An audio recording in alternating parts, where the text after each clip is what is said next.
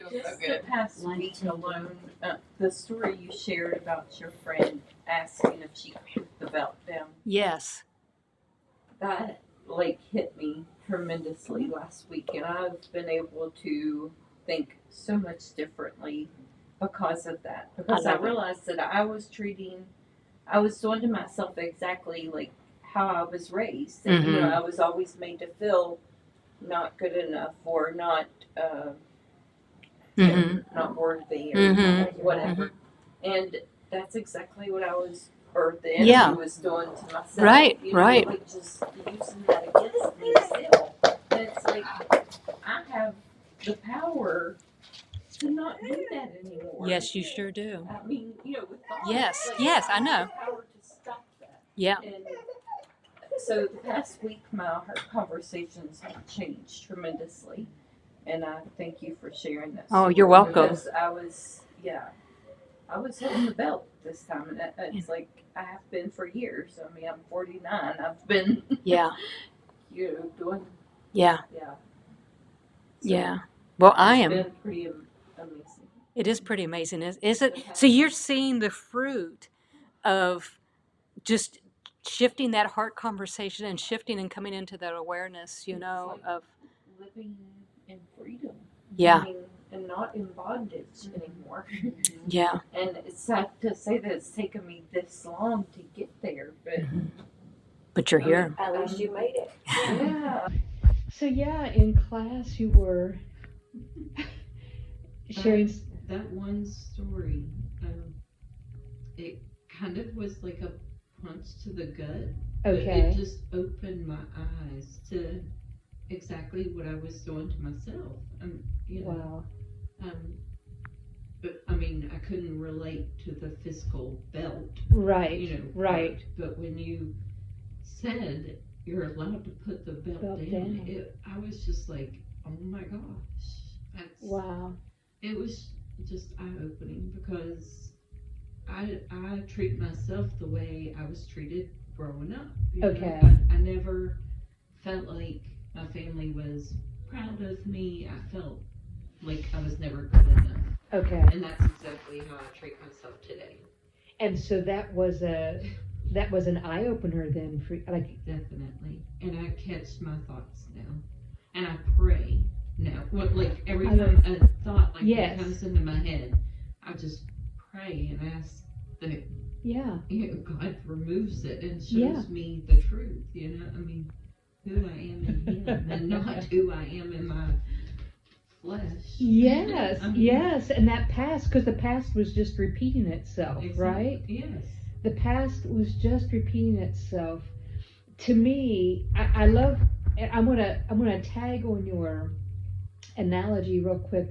It was like a punch in the gut, but it was good. You know what I mean? Yeah. It was good. It was good. It was just like a oh my gosh moment. I know. And this, Jamie, this is what I truly believe. Jesus meant when He said that we should be in the book of Revelation. He talks about how He wished that we would either be hot or cold. Okay. Yes. And so in Laodicea there were two springs. There was a hot spring and there was a cool spring, and He was referencing those springs, and they each had their own purpose. Now, of course, we're not there today, but I would ruminate. I'd think about, okay, well, what would be equivalent to that here? Now, we still have cool springs. I mean, there's cool springs in the mountains and things like that. Right. But our hot springs, and there may very well be some in the States, I just don't know about it. But I do know that we make our own hot springs, like with jacuzzis and things like that, right? Mm-hmm. Because they each have their own purpose. If my body is physically sore and tired from working and stuff, I might prefer to go to a jacuzzi and just relax because it's very soothing and healing in that respect.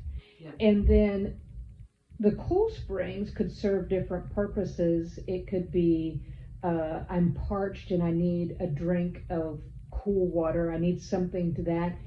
But then I also thought a cool spring also, cool water on the face has a way of waking someone up, Yeah. And it's like oh my goodness, I didn't realize I was doing that. And just kind of wakes us up to a truth. Yes. And that has been something that I have thought about over the years. So when you said that, I thought, ooh, that story for you, in my eyes, was that cool spring of that water just coming up in your face and saying, oh my goodness. I like that, yeah.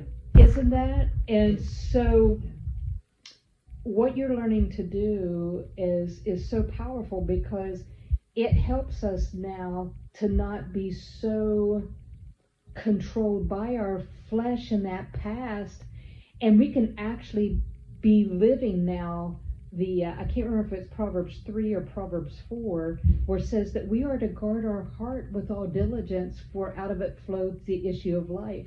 And then in Psalms, he talks about being the watchman, and watching. And a lot of times we project that externally, but it's of our lives, What are we allowing to come in and out of our heart and our life?